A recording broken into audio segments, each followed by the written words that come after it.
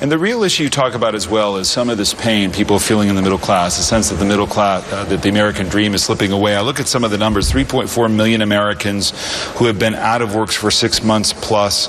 You have over 7 million who, by their own admission, are stuck in lower paying jobs, part-time jobs.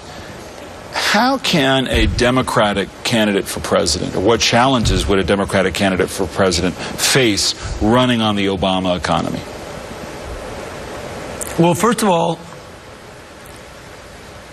that's not what anybody should do. You should run on making it better. But he didn't cause the meltdown. The actions that his administration took kept it from being worse. And there had been a concerted effort to stop implementing his economic plan in the second term. So none of you have any idea whether they would have worked or not. But you don't lay this at Speaker Boehner, at the Republicans uniquely, do you? I mean, do you really think it's their opposition to the president that has forced him to have such impediments to get the economy growing again? No. We do have, keep in mind, the average crash takes 10 years to get over, has always. We got the jobs back in about 6 years. We now got to get the incomes up. I believe, let me just put it this way, I believe if the two branches had been working smoothly together and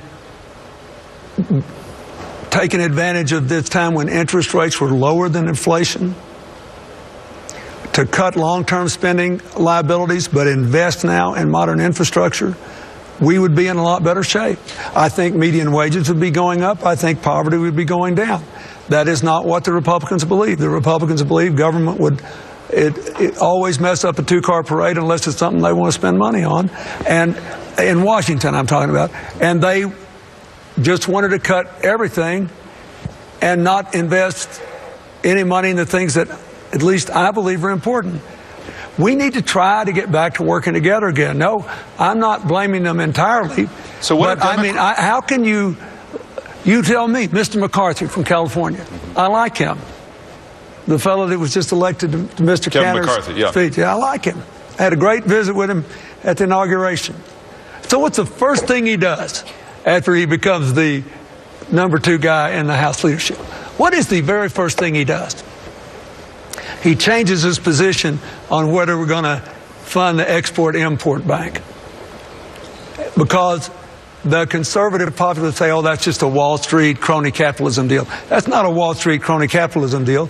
That's a financing device that allows us to compete with the 60 other countries in the world who are trying to save jobs in their countries, and they help finance exports.